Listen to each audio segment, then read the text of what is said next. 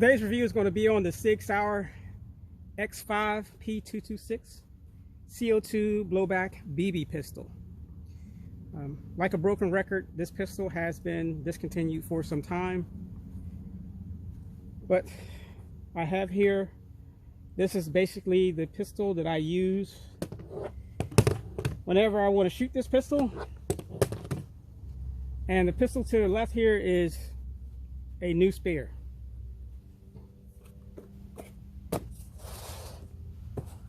So about this pistol, it is all metal except for the plastic grips. It's a double action pistol, so it's both double action and single action. The double action trigger pull is 6 pounds 11.9 ounces. The single action trigger pull is 2 pounds 9.8 ounces. So the trigger, the single action trigger pull is really nice. And I must say that even the double action trigger pull is smooth for a 6 pound 11.9 ounce trigger pull. It has a pick rail, as you can see, have a light mounted to the front of it. It has non-adjustable sights, which does give you a really good picture, but I hate non-adjustable sights. It does have a white dot on the front notch. It has an ambi safety, and I must say that I've used this pistol so much that the safety would sometimes come on during firing. So I basically had to remove both grips, rotate the safety down, being careful not to lose the plunger, stretch the spring, put the spring and plunger back, put the safety back, put the grips on, and now it's positive, actually more positive than when it was new. So that's nice, and it can be easily done. And it can be disassembled. The magazine, which I like, houses both the CO2 cartridge and the BBs, and it holds 18 BBs. Does lock back on the last round. Again, it can be disassembled. Basically just pull it back, rotate the lever, slide comes off, barrel, recoil spring, and your frame assembly.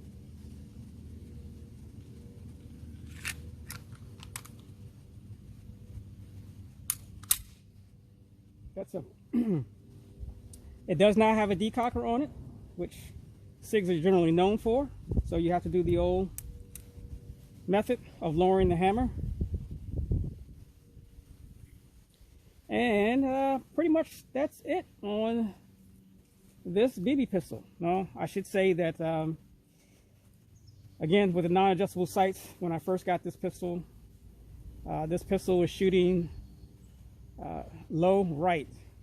So of course I had to machine the front sight to bring the impact up, and I filed a little bit on the left blade, left side of the sight, to bring the impact over to the left, and I shimmed the barrel here and here to bring the impact to where it is now, and you'll see that in the accuracy test. But next up is the velocity test.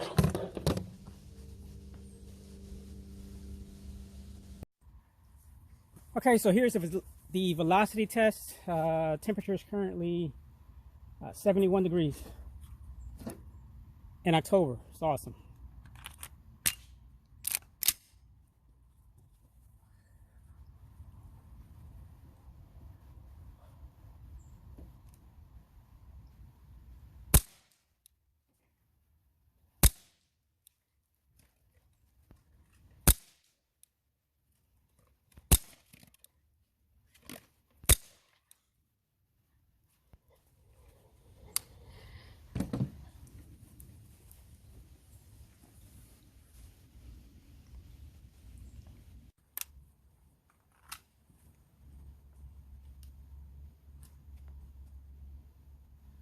So next up is the accuracy test.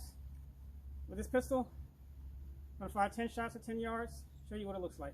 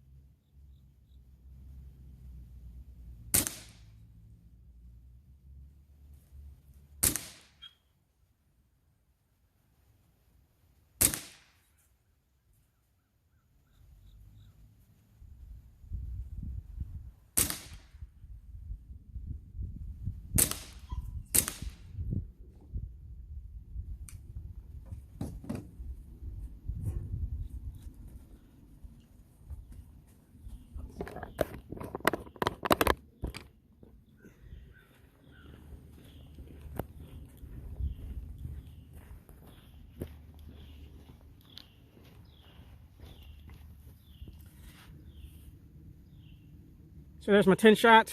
Got 1, 2, 3, 4, 5, 6, 7, 8, 9, and 10. Again, not bad for an action pistol at 10 yards with non-adjustable sights, which truly sucks. They really need to stop doing that. And me having to do some correction with the barrel and the sights to get it to hit or to give me this type of grouping. So again, I'll take that any day.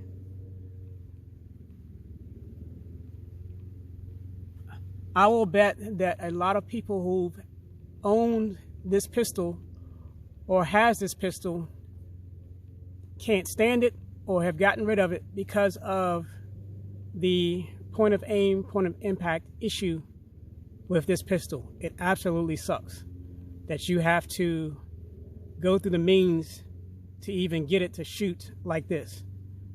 Now, again, like I say, I'll take this group, but if you were to just take this pistol out of the box and shoot it, you probably won't keep it very long or you won't shoot it much.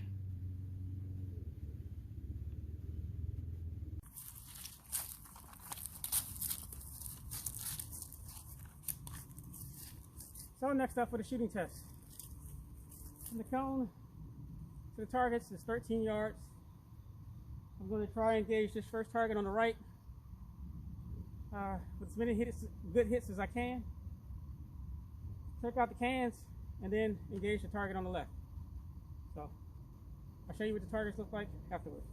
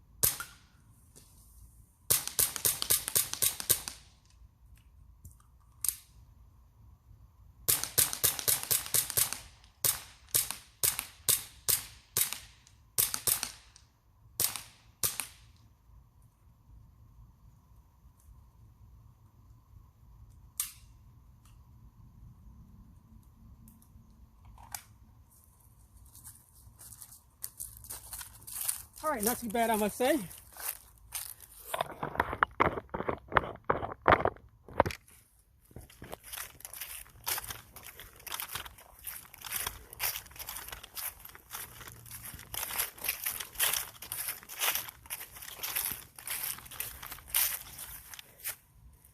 right, there's the first target.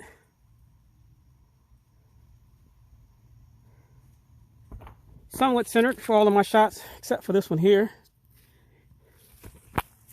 I did manage to get all the cans. And the second target, which, again, pretty much always centered, pretty much not too bad, except for this one here. I did try a couple of shots for the head. I got one here, and then there, and there, which is pretty bad. But all in all, not too bad for this pistol at 13 yards.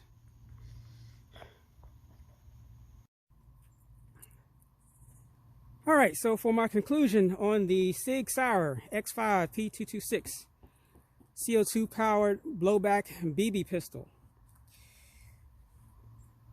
It's a fun pistol. Unfortunately, to be fun, it requires some work.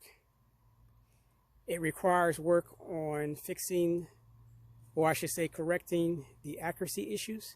Now, I don't know how all the guns are. I can't even speak for my other one because I haven't even shot that one, but I can just speak for this one.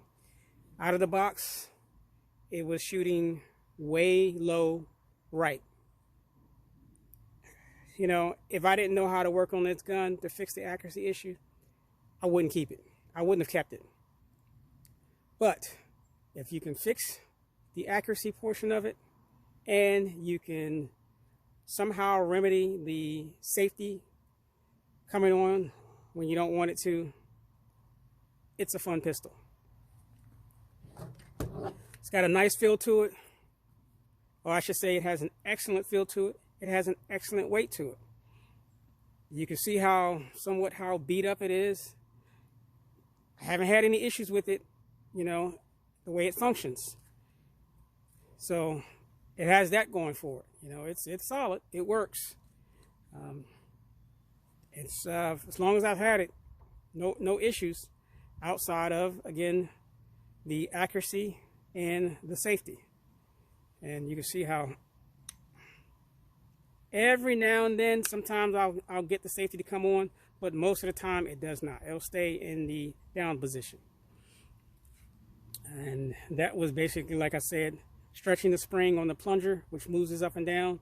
Also, what I did was, when I took the safety off, I actually added some electrical tape underneath of it to kind of give it a little bit of grip. So, as you can see, you actually have to give it some force, whereas when you first got it, you know, you just bump it and it would go on to safe. It sucked. But like I said, if you can fix the accuracy issues and if you can take care of the safety issue, I would recommend it. But again, it's discontinued, so you know, finding one can be difficult at times. So other than that, I like it, you know, now. Before, not so much. Anyway, that's the end of the video.